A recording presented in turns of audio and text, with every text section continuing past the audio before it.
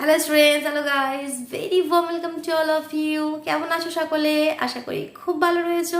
তো দেখো, আজকে আমরা নবম শ্রেণীর গণিতের স্থানাঙ্ক জ্যামিতির 20 নম্বর চ্যাপ্টারের কোয়েশ্চেনগুলি করব। দ্যাট মিনস স্থানাঙ্ক জ্যামিতির 19 নম্বর চ্যাপ্টারটি আমাদের হয়ে গিয়েছিল। তো সেটা যদি দেখে না থাকো, এই ভিডিও ডিসক্রিপশন বক্সে দেখো, লিঙ্ক দেওয়া আছে, সেখান থেকে দেখে নাও। আর আজকে আমরা 20 নম্বর চ্যাপ্টারের কোয়েশ্চেনগুলি করবো। দ্যাট মিনস ত্রিভুজাকৃতি ক্ষেত্রের ক্ষেত্রফল। তো কিছু বেসিক কনসেপ্ট রয়েছে, কিছু ফর্মুলা রয়েছে, সেগুলো আগে আমরা জেনে নিই, তারপর আমরা কোয়েশ্চেন স্টার্ট করবো। কেমন? চলো তাহলে। তো দেখো, চ্যাপ্টারের নাম হচ্ছে ত্রিভুজাকৃতি ক্ষেত্রের ক্ষেত্রফল। এই তো আমাদের ত্রিভুজ, সাপোজ এ বি সি। তো ত্রিভুজের ক্ষেত্রফলের নির্ণয়ের যে ফর্মুলা, সে তো অনেক আমরা জানি, যেমন আমাদের হাফ ইন্টু ভূমি ইন্টু উচ্চতা, that means half into base into height, অথবা আমাদের root over S into S minus A, S minus B, S minus C. অনেক ফর্মুলা আমরা জানি, সেগুলো কি আমরা এখানে ইউজ করব না। এটা হচ্ছে আমাদের স্থানাঙ্ক জ্যামিতি বা কোঅর্ডিনেট জিওমেট্রি চ্যাপ্টার। এখানে তোমাকে এই যে এ বি সি তিনটে শীর্ষবিন্দুদের স্থানাঙ্ক দেওয়া থাকবে। সাপোজ এটা x1 y1, এটা x2 y2, আর এটা x3 y3। এই যে কোঅর্ডিনেট গুলো দেওয়া থাকবে তোমাকে, এর হেল্পে এখানে আমাদের ক্ষেত্রফল নির্ণয় করতে হবে। এখানে আমরা এই ফর্মুলাগুলো ইউজ করতে পারবো না।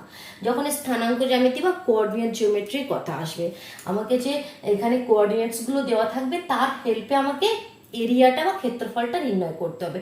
তো একটি ফর্মুলা আছে, সেই ফর্মুলাটা আমাকে খুব সুন্দরভাবে জানতে হবে, বাদ বাকিটা খুব ইজি। ঠিক আছে, তো ফর্মুলাটা কি সেটা আমি আগে লিখে নিই। কেমন? যেটা ক্লিয়ার করে দিলাম। তো যেমন এই ত্রিভুজ এবিসি এর এরিয়া, ত্রিভুজ এবিসি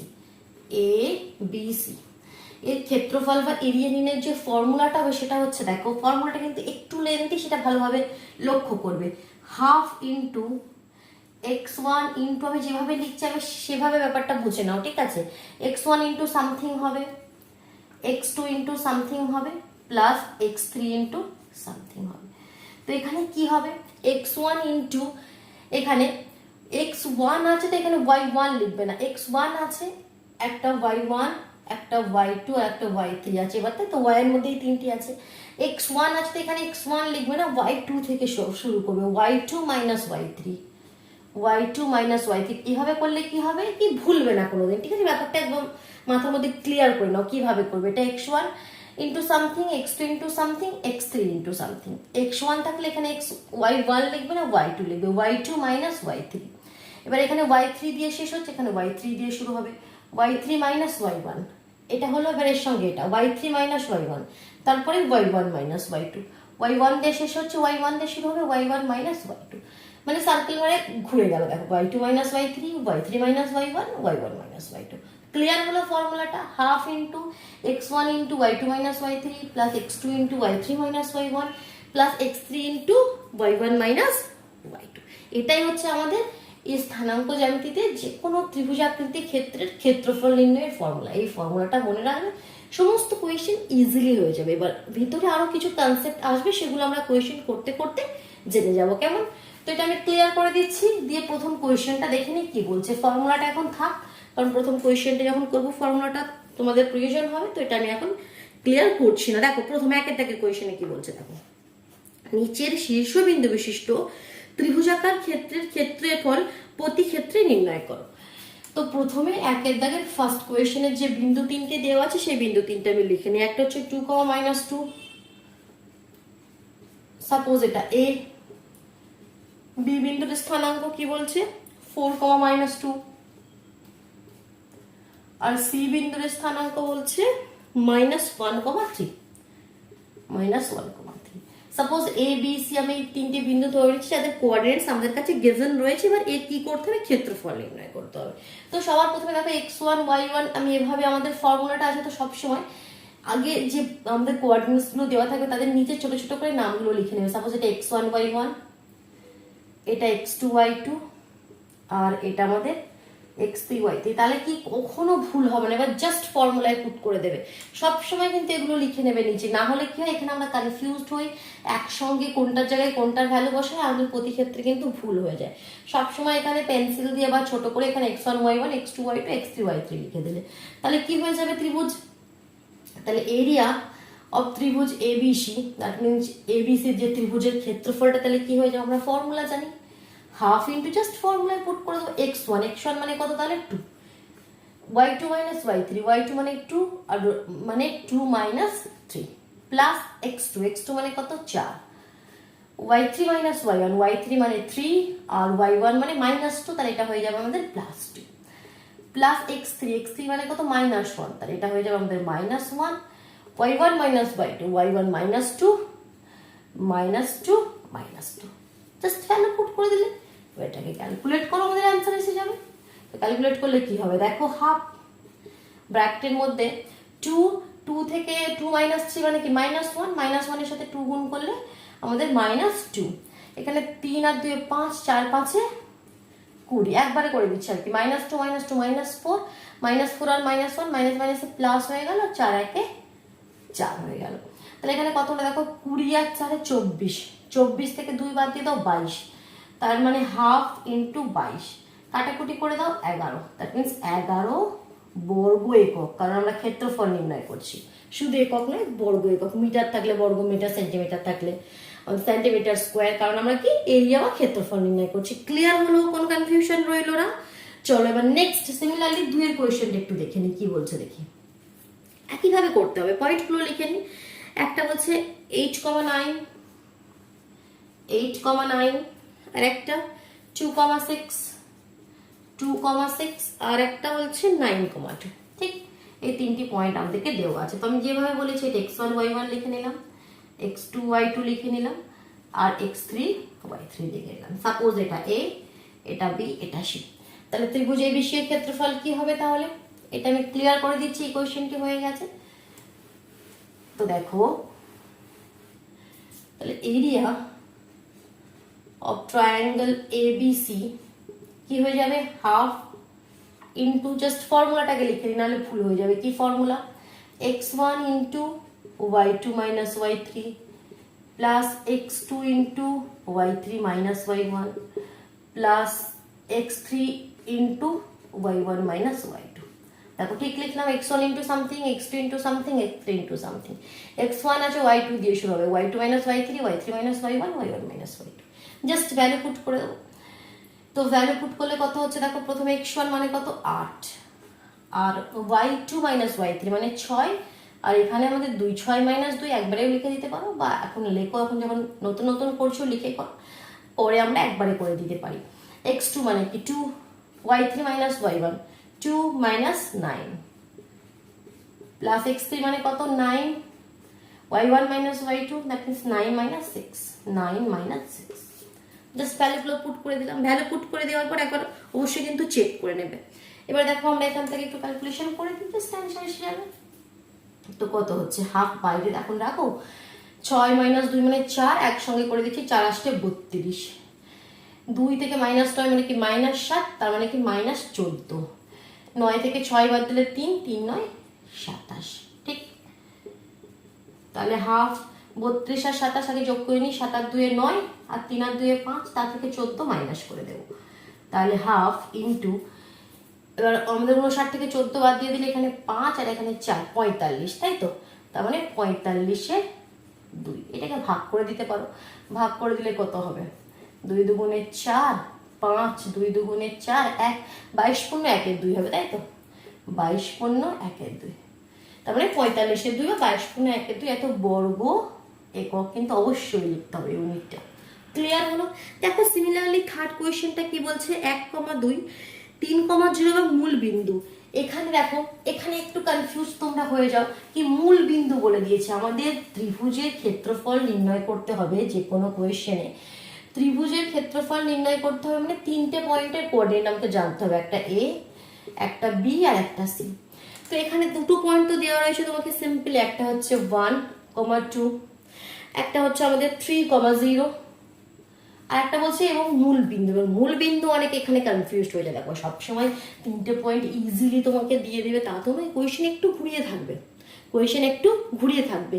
তো এখানে মূল বিন্দু মানে কি, মূল বিন্দু মানে 0 0, আমরা জানি না কোঅর্ডিনেট জিওমেট্রিতে আমরা শিখিনি মূল বিন্দু স্থানাঙ্ক কি হয় 0,0। তো এখানে 0,0 লিখে নেবে।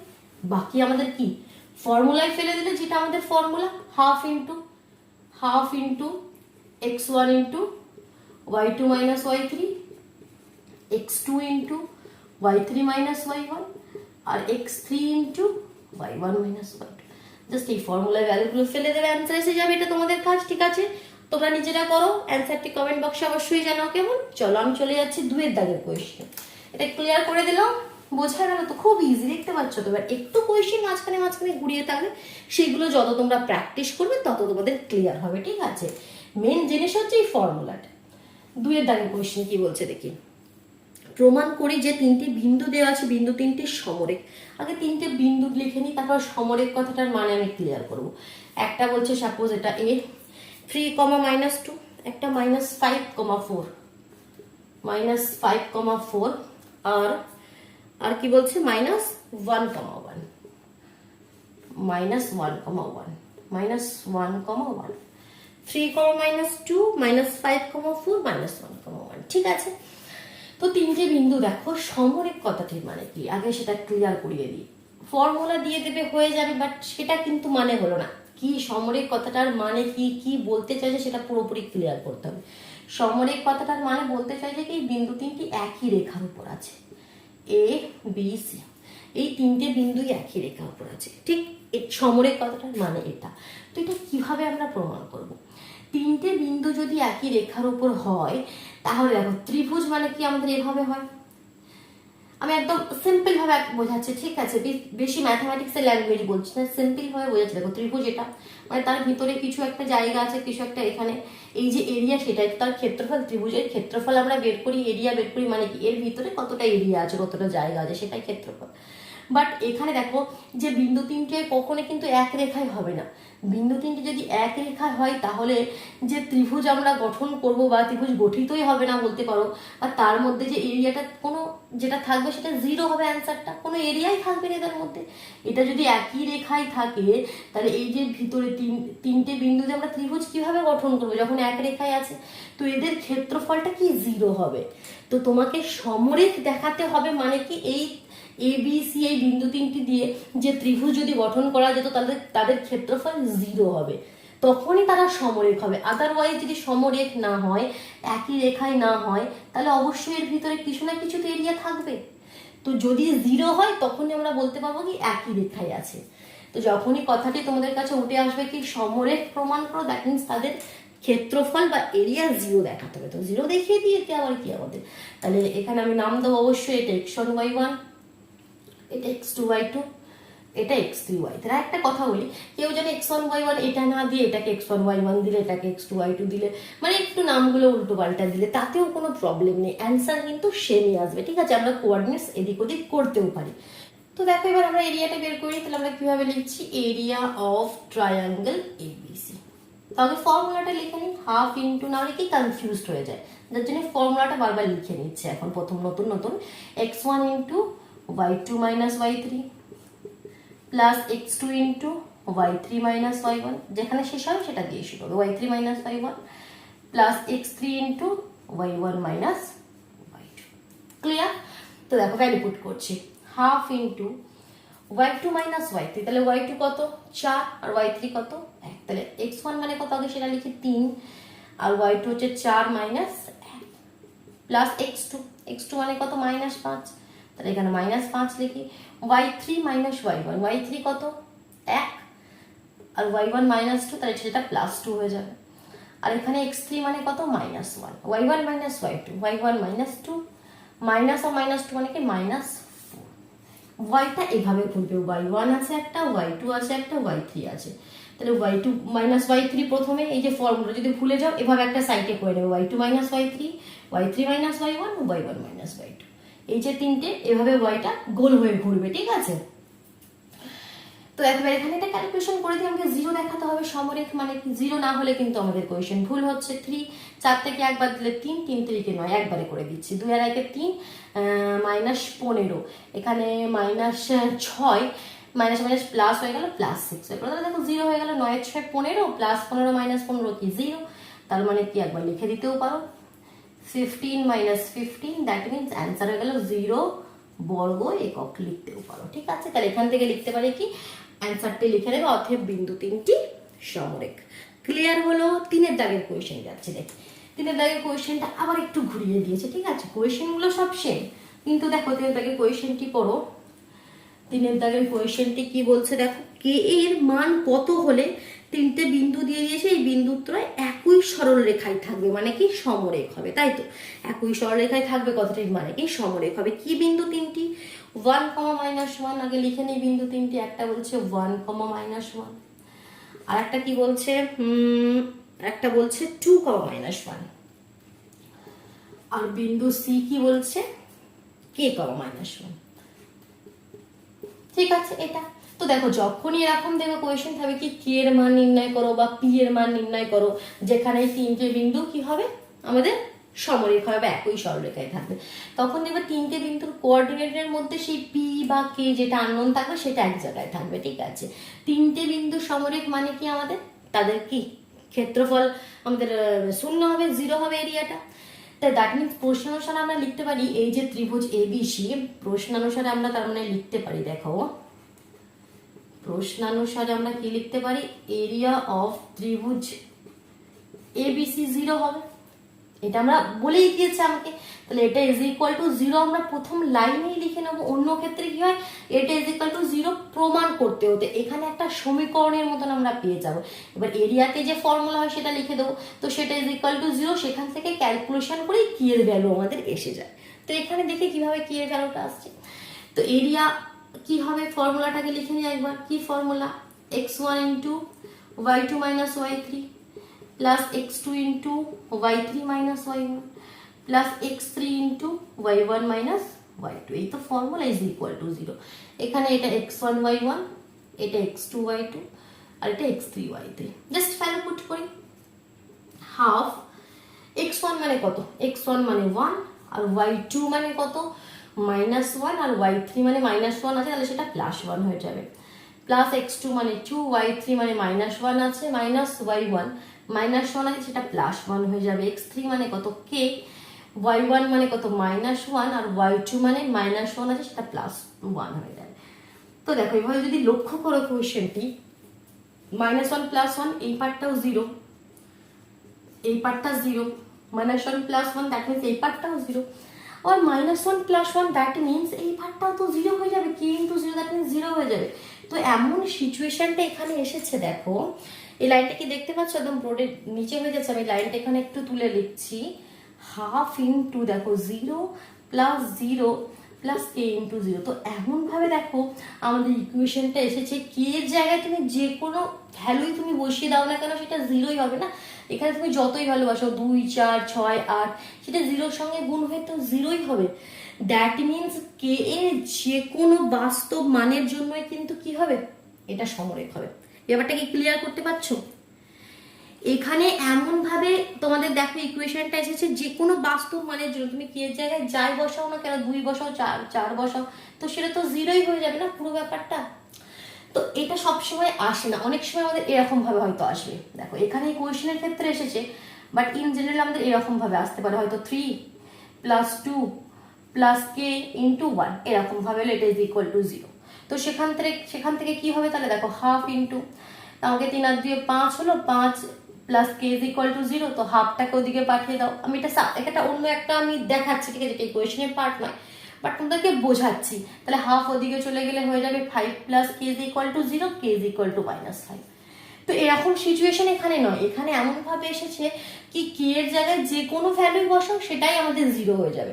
তো এখান থেকে আমরা লিখতে পারি, এই লাইনটা করার পর এখান থেকে জাস্ট লিখে দেবে কি, অতএব k এর যে কোনো বাস্তব মানের জন্যই বিন্দু ত্রয় একই সরলরেখায় থাকবে, k এর যে কোনো বাস্তব মানের জন্য। ক্লিয়ার হলো? চল আরেকটি কোয়েশ্চেন করবো, কোয়েশ্চেন নাম্বার 4, ঠিক আছে, 4টি কোয়েশ্চেন আজকে আমরা করলাম।